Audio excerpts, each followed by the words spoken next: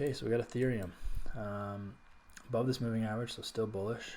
I don't know. Oh, I drew this zone because I thought there was a because there's so much resistance above in this level here between 1940 and 1980 for Ethereum. I was looking at more of a short trade, which would be counter trend, but to me it made more sense, but only if price broke this zone. But it hasn't broken this zone yet, so we can extend this zone here.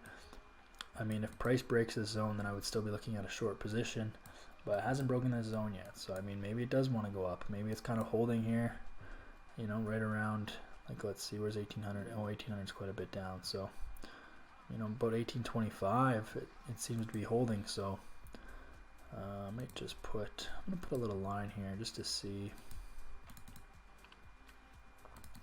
This is 1825. Just put this here. Where I put on the bottom. Yeah, so price is holding us at 1825 pretty good on this daily. So it's possible that this is its support, but again, it's same as Bitcoin. We need it to break above this zone. But then again, like because there's so much resistance here, I don't even know. Like, if I was to take a long position, a bunch of things would have to happen. So price would have to break above this zone, and then hold, retest a little bit, make higher highs, and then, but the most I would really target is about 1980. So I mean, you're only looking at like $100 gain, you know, like, or in range. So to me, even if like best case scenario for a long position is not that great, so I don't think I would actually take that, to be honest. But we'll have to see how it plays out.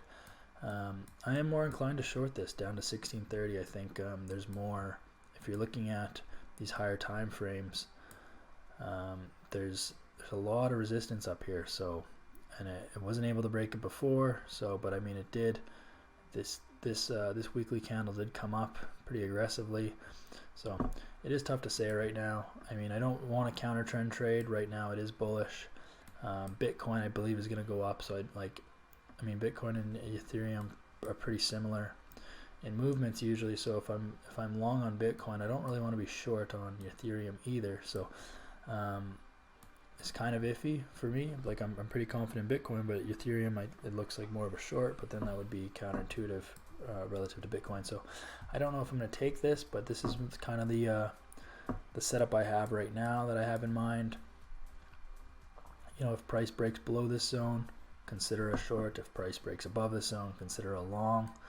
But your movement, you know, right now you could target, like, if price breaks the zone and it confirms a short trade, makes it valid.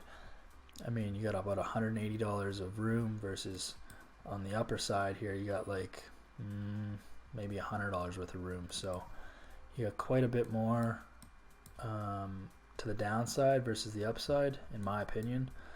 So that's Ethereum. I don't really know, don't have much on it right now. I'm gonna have to wait for it to break this zone. This 1825 area seems to be holding it. So I mean, if it broke below 1825 and held on the day, and then maybe possibly tomorrow came back up to 825 and rejected a little bit, I would consider a short position and just see what I can kind of make out of it.